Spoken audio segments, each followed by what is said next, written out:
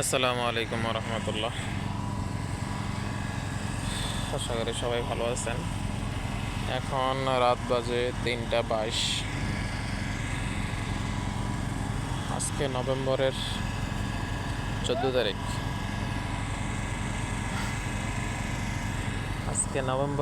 তারিখ। শীত এখনও আসে না। এই যে জাস্ট একটা পাঞ্জাবি পরে আছি, পাতলা।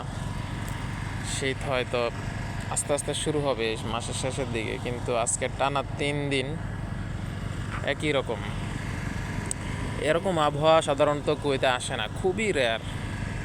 বছরে হয়তো 1-2 বার আসে, 2-4 বার, কিন্তু এরকম টানা 3 দিনে 3 বার, তাও শীত আসার আগে, এটা আসলে কখনো দেখি নাই। গত 3-4 বছর কুয়েতে আমি আছি, কিন্তু দেখি না এরকম। এই যে গাড়িগুলো চলতে খুবই কষ্ট হয় আসলে। এই সমস্ত আবহাওয়াতে অনেক বেশি দুর্ঘটনা হয়। গাড়িগুলা অনেক স্পিডে থাকে, তো যার কারণে অনেক সমস্যার মধ্যে পড়ে। আজকে তাও একটু কম, হয়তো বাড়বে আরও, কিন্তু এতটাই খারাপ পরিস্থিতি হয় যে রাস্তার পাশে গাড়ি থামাই দিতে হয়। খুব বাজে অবস্থা, খুব বেশি দুর্ঘটনা হয়। তো এটা তো আরব কান্ট্রিতে হয়তো মাঝে মধ্যে হয়, কিন্তু আমাদের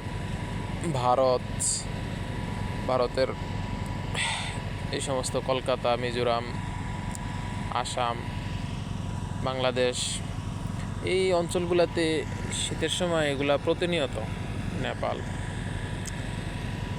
প্রতিনিয়ত হয়। তখন দেখা গেছে কি অনেক দুর্ঘটনা হয়। আসলে এই সময় গাড়ি চালানোটা খুবই রিস্ক। তো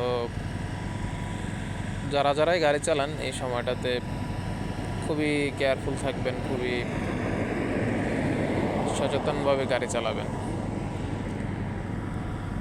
আপনার এই একটা দুর্ঘটনার জন্য সারা জীবন আপনার কান্না করতে হবে। আল্লাহ সবাইকে হেফাজত করুক।